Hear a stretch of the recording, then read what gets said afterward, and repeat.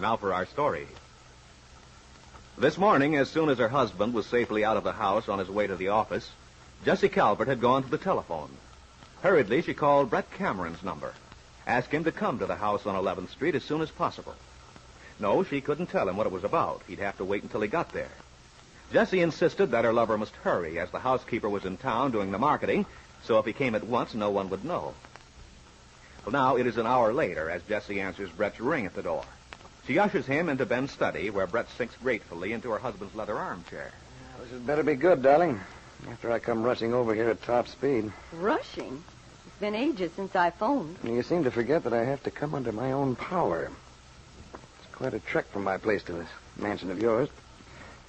You know, it's an abominable nuisance not having a car. Oh, never mind, Brett. Things won't be like this forever. Just be patient a little longer, and you'll have a brand new car.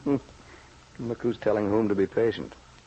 Seems to me you're the one who's been singing the blues lately. I know. But from now on, we've got nothing to worry about. Everything's fine, Brett. That's what I wanted to tell you. All right, Jessie, let's have it. I could do with a spot of good news. Brett, I have something to show you. Oh? Look at this. Ben's will, huh? Mm-hmm. Farnsworth sent it from Chicago yesterday. I've been dying to let you know, but this morning was my first chance. Wow, this is something. Now, aren't you glad you came over? Well, wait till I see what it says. I, Benjamin Calvert, reside so-and-so and so forth in the town of Kylie, being of sound and disposing mind and memory, and not acting under duress, fraud, or undue influence of any person whatsoever. Now, never mind making the obvious wisecrack. And you can skip all that preamble. Here it is. This is the interesting part. Do hereby give, devise, and bequeath unto my beloved wife, Jessie Calvert, all of the balance of my estate of which... Now, hold on a minute, Jessie. It says balance. It certainly does. You didn't see the beginning. I hereby give, devise, etc., the sum of $1 to my daughter, Kit Calvert. Now, do you feel better? $1. Oh, I think I can spare Kit that much, don't you? Well, it seems a pity, but if we have to, we have to. I will say Ben did a thorough job. Didn't seem to leave a single loophole. Yeah, I read the thing pretty carefully. I admit I don't know much about wills, but this one looks fine to me. Oh, this part especially gladdens my heart, Jessie. Do hereby make, publish, and declare this to be my last will and testament. And to expressly revoke, get this, darling, all other and former wills and codicils thereto made by me. In other words, this is final and no question about it. Exactly. Jessie, darling, now we're really getting somewhere. Mm-hmm. You know, the first thing we'll do is sell this house. It's a white elephant, really, but, well, a good coat of paint, it could bring a fair price. We can always build if we... Brett, aren't you being rather generous with that editorial we? Meaning what? I just wondered if you weren't getting ahead of yourself. Oh, look, my pet. You hinted at something like this before, implying I was just along for the ride. I told you then, and I repeat now, without me, you wouldn't have gotten anywhere with Ben. Don't forget it. What if I say you're all wrong? It won't work, Jessie. If I hadn't told you how to manage Ben, how to turn him against Kit and all that, she'd still be sitting pretty, and you'd be coming out with half of what you'll get this way. But not the way things stand now. The way things stand now, you'd be a smart girl if you didn't get too high-handed with me. We're in this together, Jessie, and it's no time for you to take that tone. Remember, there's still work to be done, and you can't do it alone, even if you are nicely fixed up in that will. I'm not so sure about that. Really? What's this all about, Jessie? You got something up your sleeve. Or think you have. Yes, I have, Brett. You see, this will might go into effect a lot sooner than you realize. And, moreover, without our having to do a thing to hasten it. Brett, there's something seriously wrong with Ben. He's ill. Ah, he's just getting old and tired, Jessie. No, he's ill, I tell you. I'm sure of it. How soon? For one thing, I know he went to see Dr. Lewis the other day. He insisted it was just for a routine checkup, but I'm pretty sure there was more to it. Mm-hmm. Did he tell you what the doctor said? Yes, but I have an idea he was lying. According to Ben, he's in perfectly fine shape. But there's something queer about the whole thing. Nonsense, Jessie. You just want to think that. You dramatize. No, I'm not. I tell you, Ben's ill. I think he doesn't want me to know. What makes you think so? For one thing, he acted so peculiar about the medicine. Well, what medicine, Jessie? I wish you'd be more explicit. Well, the day Ben came back from seeing Dr. Lewis, he had this prescription. Hmm. I happened to pick it up, and when I realized what it was, I offered to get it filled for him. Well, you should have seen the fuss he made. He got very excited, told me not to be such a busybody and so on. Hmm. What was the prescription for? Oh, I don't know. You know how they write those things out.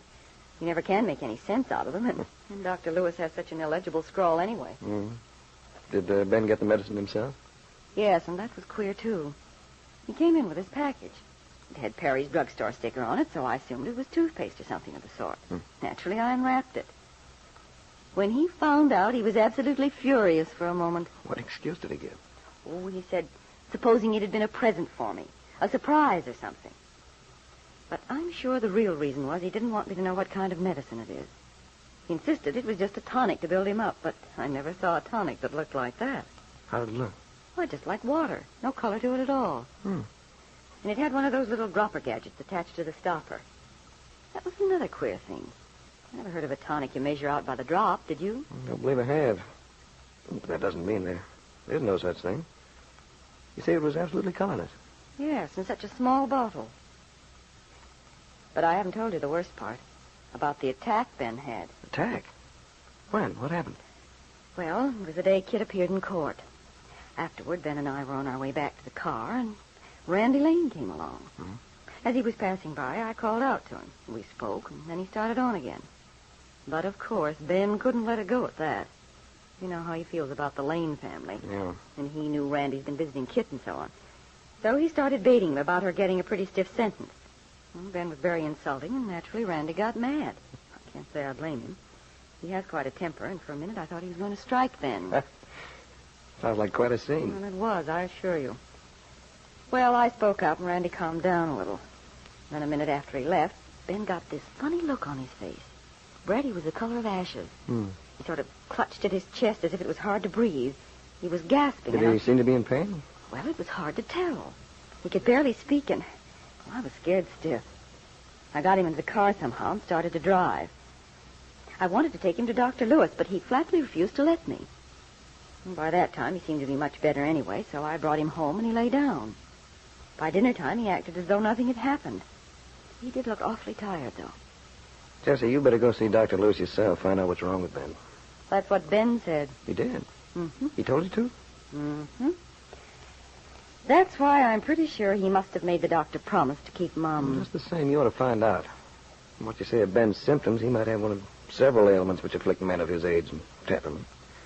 Could be hypertension or something to do with his heart. The main thing is for you to find out exactly. I know, Brett.